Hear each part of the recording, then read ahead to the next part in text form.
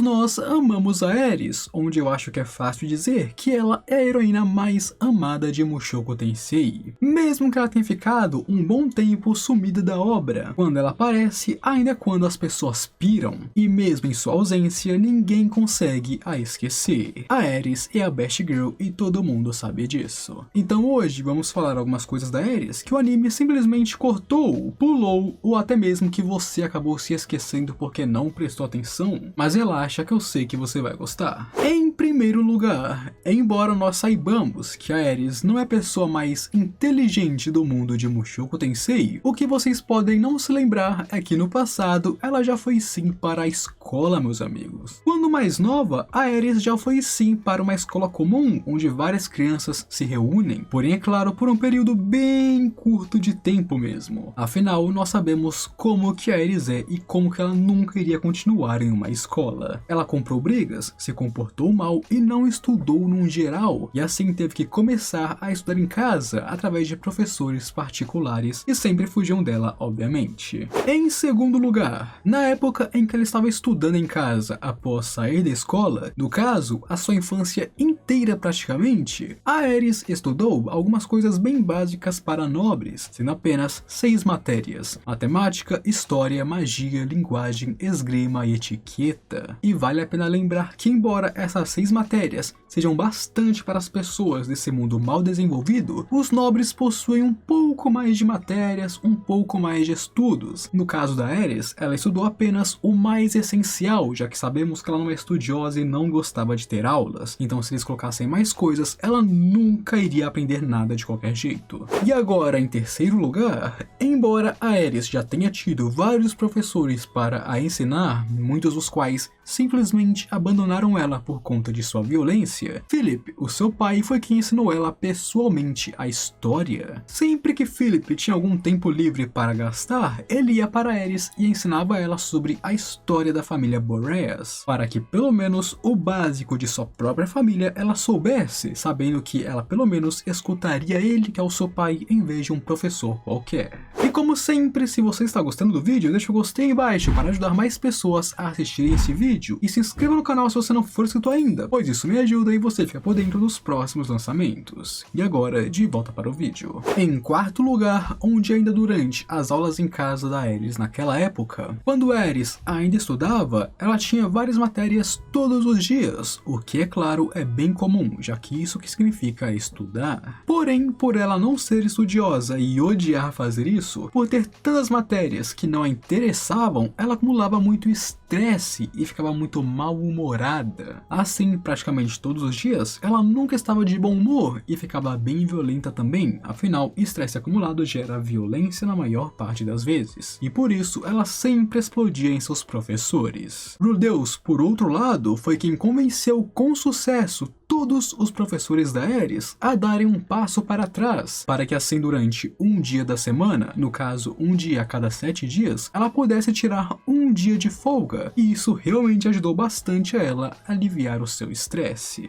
Em quinto lugar, eu disse agora há pouco que a Ares costumava explodir em todos os professores e era bem agressiva com eles, certo? Então, não apenas ela saía batendo neles durante o dia, como também ela ia até eles para bater neles durante a noite. Quando os professores iam se deitar, a Ares se esgueirava em seus quartos e então começava a bater neles durante o seu sono, assim atacando eles de maneira mais efetiva e fazendo-os correrem de sua casa com medo daquela criança endemoniada. Em sexto lugar, dentre os professores da Ares que ela atacou durante dia ou noite, ela obviamente também atacou a própria Ghislaine antes que elas ficassem tão próximas quanto são atualmente. E claro, quando a Ares a atacou, Ghislaine se defendeu perfeitamente de todos os ataques dela, sejam os ataques que aconteceram durante o dia e aqueles que rolam durante a noite, se defendendo tranquilamente da Ares e mostrando que ela não se tornou uma rainha da espada à toa. E claro, isso fez da Ghislaine a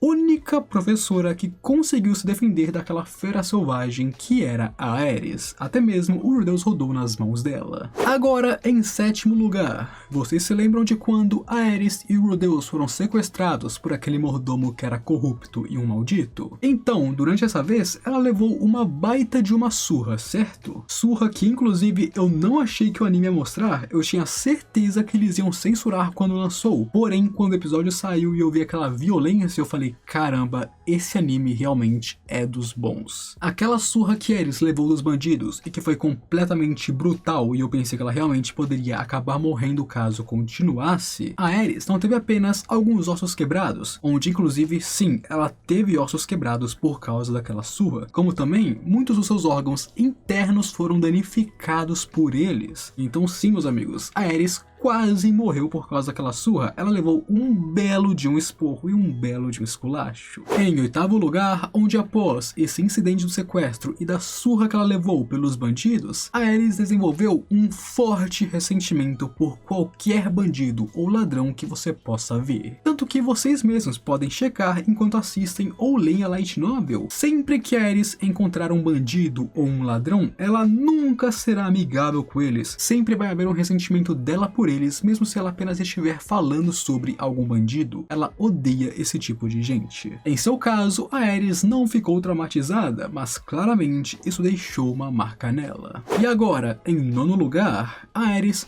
surpreendentemente é talentosa em magia. Sabiam disso, amigos? A Aerys é alguém que é boa em todos os elementos, menos magia de terra. Então, eu não digo que ela tem um talento como a Roxy ou a Sylvie, porque elas são muito talentosas em magia. Mas ela possui sim uma grande afinidade e poderia aprender caso realmente se esforçasse. Tanto que, durante sua infância, enquanto treinava com o Rudeus, a Aerys possuía o rank elementar em magia de fogo, embora ela usasse isso principalmente para começar fogueiras ou simplesmente derreter cera para colocar em suas cartas. E também não podemos esquecer que depois de todo aquele tempo que ela passou no continente demoníaco e treinando no santuário da espada, ela simplesmente se esqueceu como se usa magia. E agora, em décimo lugar, durante a época em que os dois eram colegas e treinavam espada sob a supervisão de Ghislaine, os dois obviamente usavam espadas de madeira para que eles não se machucassem um ao outro, ou pelo menos que ela não machucasse Rudeus, já que ele era um fracote naquela época. Aqui, os dois usavam armaduras defensivas, que eram completamente feitas de algodão, sendo elas feitas justamente para amaciar o impacto das espadas de madeira. E claro, eles só puderam usar isso porque eles são nobres. No caso, ela era nobre e ele estava treinando com ela, porque essa foi a primeira vez que eu vi pessoas treinando com espadas de madeira e usando esses coletinhos para amaciar impactos. Essa é a coisa mais nobre que eu já vi em Mushoku Tensei. Em 11º lugar, e agora saindo do assunto de treinamento, vamos falar da personalidade de Aerys, que infelizmente deixa a desejar em um ponto. A Aerys tem o hábito de julgar pessoas baseadas em suas aparências, e então as comparar com o status dela. Obviamente, isso é porque ela cresceu como uma garota nobre, mimada, privilegiada, e claro que os pais passam a mão na cabeça. Ou seja, para ela isso é uma coisa bem natural, ela cresceu com isso. Onde nós vemos que conforme ela foi crescendo e amadurecendo, ela parou um pouco com esse hábito, mas é algo que ainda existe nela. A Aerys julga demais as pessoas pelas suas aparências. Em 12º lugar, vocês lembram de quando Aerys saiu para caçar goblins no episódio especial Aerys the Goblin Slayer, certo? Na verdade, a Aerys sempre sonhou em ter sua primeira missão como aventureira ser uma missão para caçar goblins, que de fato são monstros bem famosos por aí. Mas, já que não existem goblins no continente demoníaco, que é onde ela se registrou como aventureira pela primeira vez, ela teve que esperar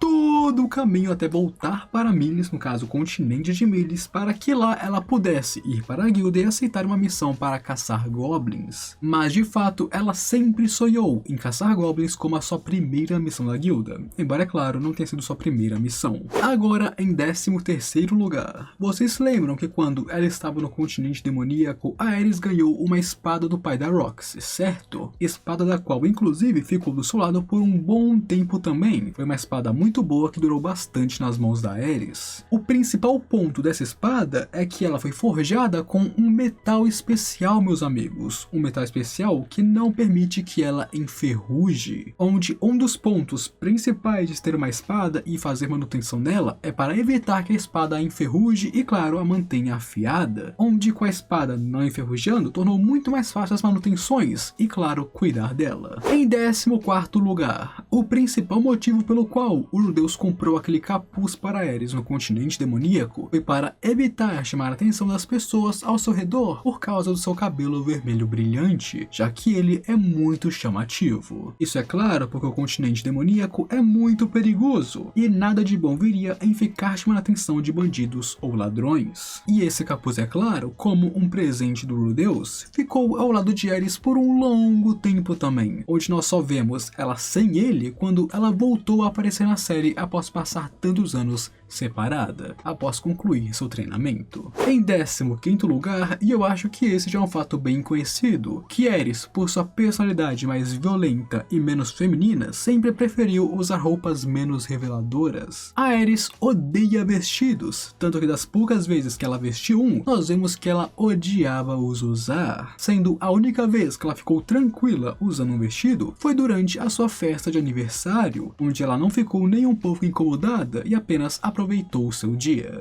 Porém, é claro, ela sempre preferiu usar calças longas e continuou preferindo isso, embora mais pra frente no futuro ela passou a usar shorts também. Em 16º lugar, e agora vamos falar sobre o talento da Aerys na esgrima, o que sabemos que é bem abundante também. A Aerys foi capaz de alcançar o rank avançado no estilo Espada de Deus quando tinha apenas 12 anos de idade. E isso foi um talento tão grande quanto o talento de Rudeus em magia, que alcançou o título de Santo da Água em menos de 12 anos de idade. Na verdade, quando tinha 8, se eu não me engano. Então sim, a Aerys é muito talentosa, talvez a pessoa mais talentosa em esgrima que exista nesse mundo durante a sua geração. Em 17º lugar, onde na época em que Aerys deixou o lado de Rudeus em sua despedida ao chegar em Fitoa, naqueles tempos, a Aerys já tinha 15 anos completos, e ela já havia chegado no nível de uma Santa da Espada, no estilo Espada de Deus. Exatamente, com 12 era avançada, com 15 já era uma Santa da Espada, e para espadachins, esse é um nível de crescimento extremamente insano, muito rápido, onde nós vemos que por isso que é óbvio que ela atraiu a atenção de outros espadachins. Em 18º lugar, onde dessa você pode não saber e é bem estranho, mas engraçado. Vocês sabem que o Rudeus tem uma calcinha da Roxy com ele, certo? Então, na época em que a Aerys deixou o Rudeus e seguiu seu próprio caminho, ela deixou para trás a sua calcinha de propósito, enquanto pegou uma das cuecas do Rudeus. Então sim, ela deixou uma de suas calcinhas de propósito para ele e pegou uma das cuecas dele como recordação, onde eu não sei se ela ficou assim por influência do próprio Rudeus ou se ela também tinha um lado mais pervertido dentro dela. E agora, por último, mas não menos importante, em 19º lugar, sabemos que Orsted está vivendo em um loop temporal, e se você não sabia, o deus dragão Orsted vive um loop temporal, fazendo com que ele repita os últimos 200 anos de novo, de novo e de novo, sempre que ele não atinge seus objetivos. Durante os incontáveis loops de Orsted, ele gravou praticamente todos os acontecimentos do continente em sua cabeça, já que ele já viu isso várias vezes. E, em seus loops, a Aerys sempre acabaria se casando com Luke Notus Greyhat após viver a sua vida, já que sem Rudeus, ela não se apaixonaria por ele, e muito menos aconteceria o deslocamento de Fitoa. Então, sem essas anormalidades, ela teria se casado com o Luke. E essas, meus amigos, foram algumas coisas sobre a nossa queridíssima Aerys, e eu espero que vocês tenham gostado. Como sempre eu peço, se você gostou, deixa o gostei aí embaixo para ajudar mais pessoas a assistir esse vídeo e, claro, apoiar o meu trabalho. E, claro, se inscreva no canal também, assim você fica por dentro dos próximos lançamentos, e eu sei que você vai gostar deles. Agora, eu fui.